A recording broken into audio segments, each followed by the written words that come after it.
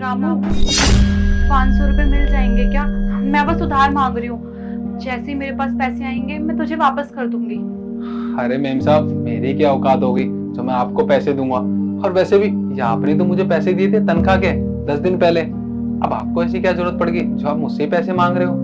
रामू, वो क्या है ना, तेरे साहब ने जिसके साथ पार्टनरशिप में बिजनेस किया था, उसने तेरे साहब पे केस कर दिया है। एक तो इतना बड़ा लॉस हो गया है और ऊपर से उसने केस भी कर दिया। अब उसने 20 लाख रुपए की रकम मांगी है।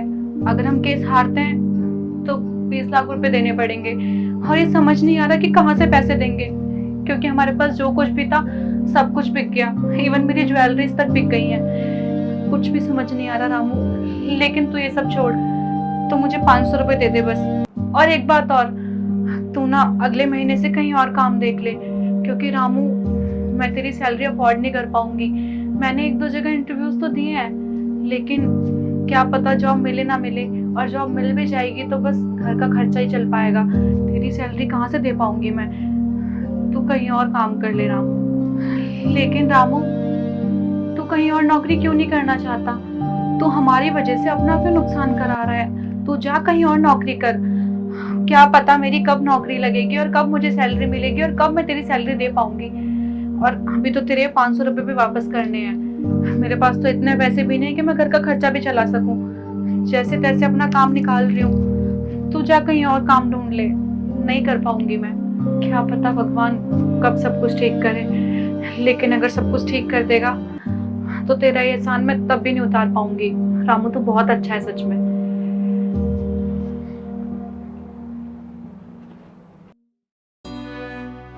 क्या हुआ?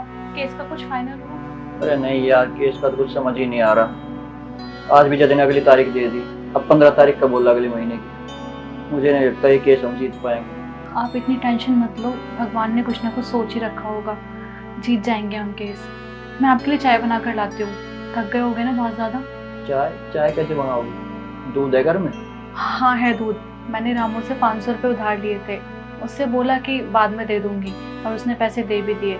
बस उसी से थोड़ा बहुत घर का सामान लेकर आई हूँ। उसके बुरे टाइम में आपने उसका साथ दिया, और अब जब हमारा बुरा टाइम है तो वो भी हमारा पूरा साथ देगा। हाँ मुझे पता है, इतना तो वो हमें छोड़ के कहीं नहीं जाएगा। बाकी उसकी तनख्वाह भी दे देंगे। तो इतना पैसा करना है अरेंज, तो इसकी तनख्वाह का भी करेंगे कहीं ना कहीं से। ठीक है, मैं चाय बना कर लाती हूँ। अरे अन्नू, क्या हुआ? आप इतने खुश कैसे हो? अरे खुशी की तो बात ही है। वो सब छोड़ो, तुम ये पैसे रखो। इतने सारे पैसे आप मुझे बताओगे ये कहाँ से आए? अरे अन्नू, जो मेरे ऊपर फेक केस लग रहा था ना, अब वो हट गया है। उस केस में मैं गिल्टी प्रूव नहीं हुआ, और मेरे पार्टनर की वजह से जो भी मेरा लॉस हुआ था उसकी भरपाई भी वो करेगा, और मेरा बिजनेस फिर से अच्छे से चलने लगेगा। ये तो बहुत अच्छी बात है। मैं ना अभी आती हूँ। अरे अब कहाँ जा रही हो तुम? आप यही रुको, मैं अभी आती हूँ।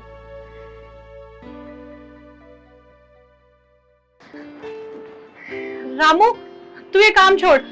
ये ले तेरे 500 रुपए। मैंने कहा था ना जब मेरे पास पैसे आ जाएंगे तो मैं तुझे वापस कर दूंगी। मेरे पास पैसे आ गए। और ये ले, तूने मुझे उधार दिया ना जब मुझे जरूरत थी, ये तेरा इनाम। इतने सारे पैसे मैम साहब, सब कुछ ठीक हो गया क्या? हाँ रामू, सब कुछ ठीक हो गया है। तेरे मालिक पर जो फॉल्स एलिगेशन लगे थे सब झूठे प्रूव हो गए हैं, और केस भी खत्म हो गया है। हम बहुत खुश हैं। और तो और जो हमारा बिजनेस बंद हो गया था ना, वो भी अब चालू हो जाएगा, क्योंकि उनका पार्टनर पैसे देगा।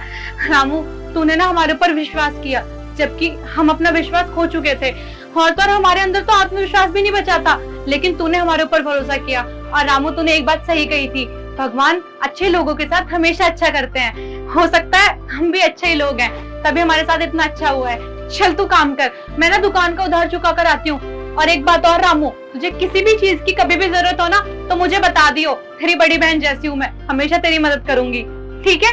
ठीक है मैम साहब।